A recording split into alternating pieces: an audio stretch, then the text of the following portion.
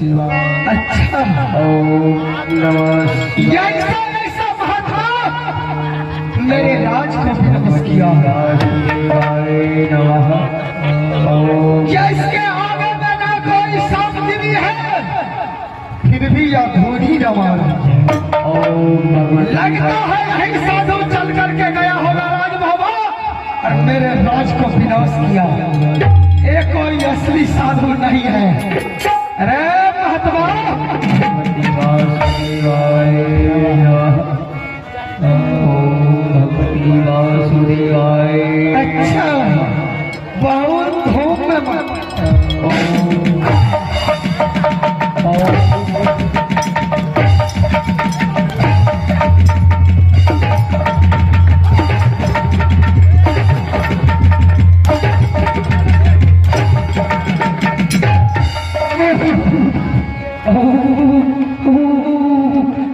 ऐसा ऐसा महात्मा हर महात्मा को कलंकित कर दिया है।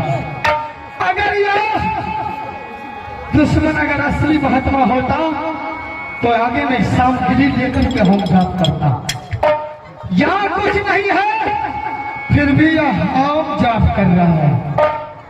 मैं तुम्हारे जैसा जैसा ढोंगी महात्मा को बहुत अच्छा तरीका से समझता हूँ। जब मेरा घर का बेकार कर दिया है तो तुम मेरे रास्ते में आकर के हम जाप कर सकता है। ठीक है, मैं यहाँ से अब अयोध्या की ओर चलता हूँ और देखता हूँ कि कहाँ कौन महात्मा फिर धुनी रमा रहा।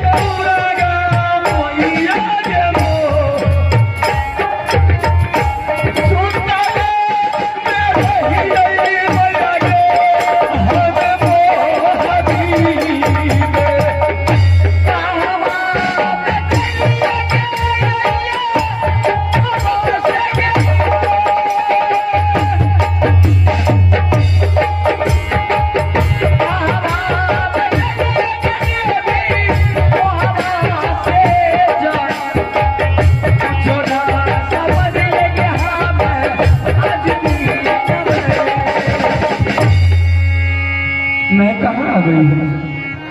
मैं तो सोई थी मौवी के रंग महल में। ये राजा, ये कौन सा राज का ये राज है? हमें समझ में नहीं आ रहा है। और हमें लग रहा है माँ दुर्गा हमसे छल कर रही है। हे देवी, क्या हमारी पूजा में त्रुटियां हो गई थी? कहा तुम्हारी पूजा में कमी कर दी थी कि आज तूने मुझे यहाँ से मौली किला से लेकर के कहाँ से कहाँ पहुँचा? आज मैं और मेरे घर वाले सबके सब खंडित हो चुके हैं। अब नहीं लग रहे हैं मौली किला में कोई होंगे।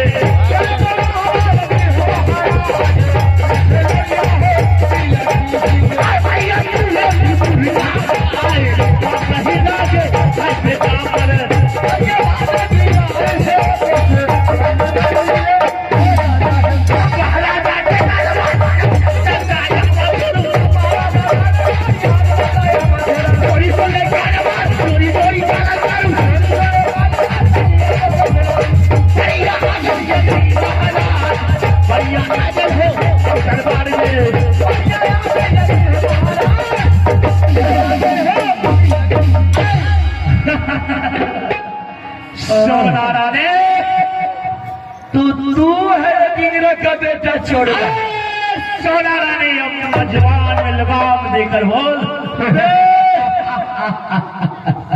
मेरी जुबान एक बार बंद नहीं रहती है। नैनागर की बेटी है, तुम ये जानते हो 1400 बेचारी जादू ये रानी सोना अपना जूरा में रखती है। सोना रानी अरे तुम्हारे जादू से अग्नि सिंह को कुछ नहीं होता है। अग्नि सिंह बोल, अगर तुम्हारे बाजू में दम था, अरे तुम्हारे बाहों में बल था, तो जब हमारे देवर जी हमारी मोहनी किला में तैनात थे तो तुम्हें एक बार नजर उठा के देख लेता तो तेरा दोनों कोटियां निकल लेती। सोना रानी उसी समय का तो मैं इंतजार करते करते मुझे 12 बरस बीत गया तुम्हारे इंतजार में। हे काफी रे अल्लाह के क्या रही तेरिया महू की सत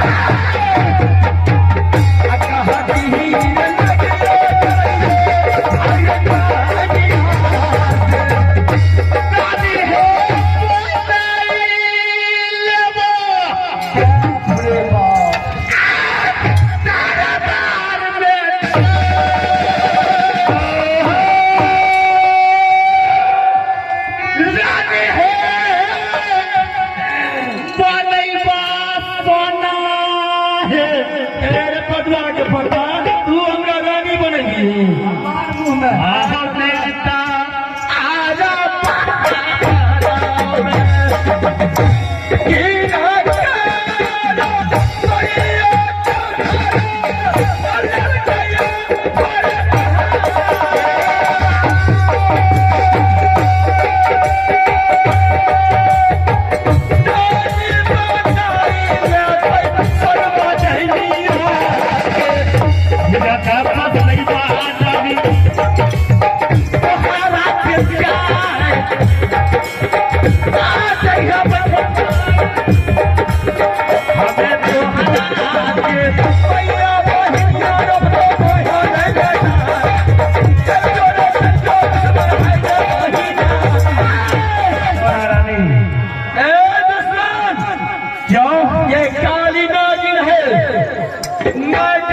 नहीं हूँ अजगर के समान निकल जाती हूँ। अरे तुम्हें पता नहीं है कि किनकर भैया 14 जन्मे जो मौवी पर करे चढ़ाए पंजा तो वो दुश्मन की आखिर जाने की ये भी तुम्हें पता चलना चाहिए था कि जिस टाइम में मेरे देवर जी ने तुम्हारे हाथों से वो चांदनी घोड़ी तुम्हारे दरवाजे पर से खींच करके ले गया था तो तुम्हारे बाजू में कहाँ बन गया रे दुश्मन। ये बतिया सुन क्या हरी छठी आगे जल गई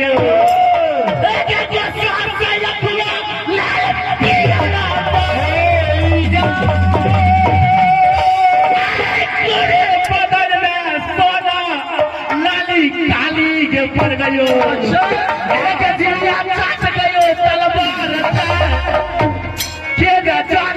तू अग्नि संख्या सोना आगे दरबार में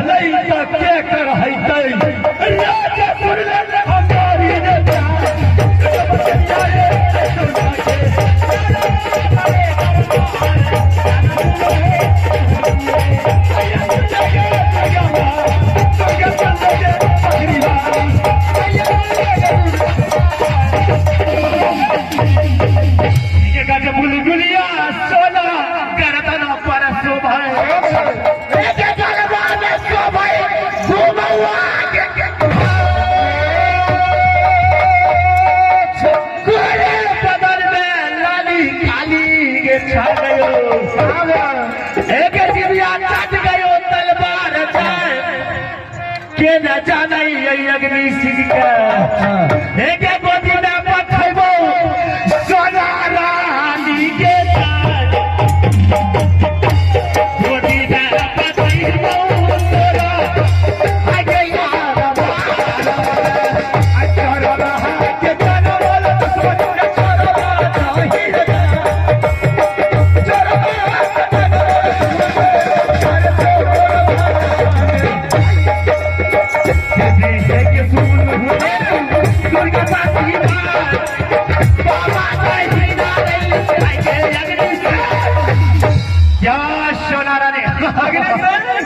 बाल सोना रानी औरत नहीं।